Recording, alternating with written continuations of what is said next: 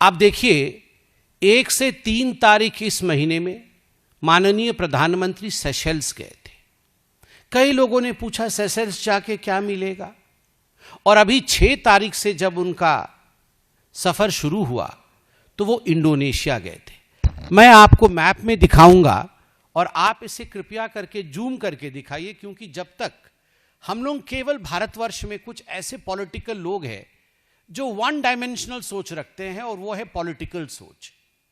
हमें 3D सोच के साथ आगे बढ़ना है, तीनों दिशाओं से देखना है कि कहां कौन देश है और किस देश के जाने से क्या लाभ प्राप्त हो रहा है। आप देख सकते हैं ये विश्व का मैप मैं आपको दिखा रहा हूं। ये 3D नहीं है ऑफ कोर्स, मगर आप इसमें समझने की कोशिश करिएगा। मैं इसको जूम कर रहा हूं। ये भारतवर्ष है।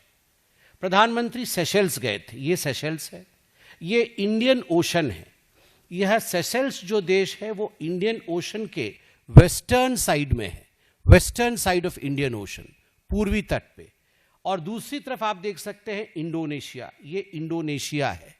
ये इंडोनेशिया इंडियन ओशन के ईस्टर्न साइड में है, पूर्वी छोर पे है। तो इंडियन ओशन के वेस्टर्न छोर से इंडियन ओशन के वेस्टर्न छोर तक ये एक स्ट्रैटेजिक अलायंस रहा। आप सोच करके देखिए, एक कोने में सेशेल्स, दूसरे कोने में इंडोनेशिया।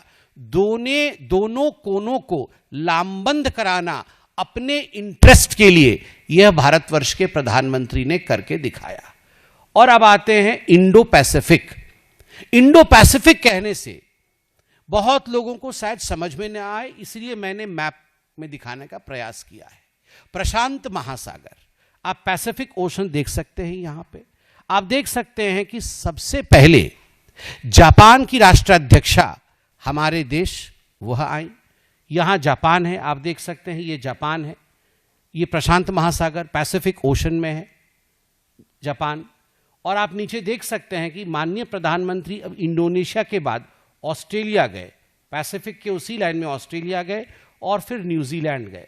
तो आप देखिए एक लाइन से जापान, ऑस्ट्रेलिया, न्यूजीलैंड, और यहां सेशेल्स और इंडोनेशिया जहां इंडियन ओशन को बांधती है, वहीं पैसिफिक ओशन में जापान, ऑस्ट्रेलिया और न्यूजीलैंड, इन तीनों के विजिट से, इन तीनों के आपस के आचार विचार से इंडो पैसिफिक और इंडियन ओशन, ये दोनों क्षेत्र पे एक जबरदस्त पकड़, सामरिक, आर्थिक, वैचारिक और आर्थिक, इकोनॉमिकल, स्ट्रैटेजिक, और उसके साथ साथ आप पीपल सेंट्रिक, जनता के बीच आदान प्रदान का, कल्चर का, इन सब का एक बहुत बड़ा सेतु बंधा।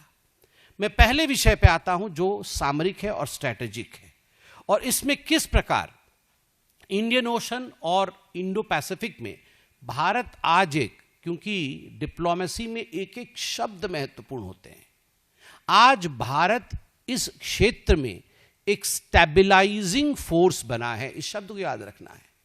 एक स्थिरता प्रदान करने वाला फोर्स बना है।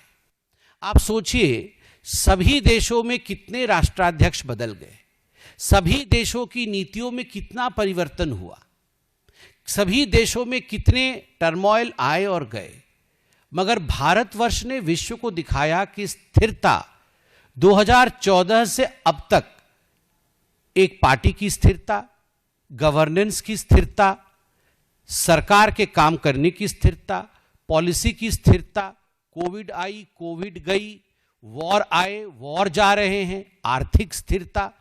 तो हम एक स्टेबलाइजिंग फोर्स बन के इंडो पैसिफिक और इंडियन ओशन में आज उभर पाए हैं।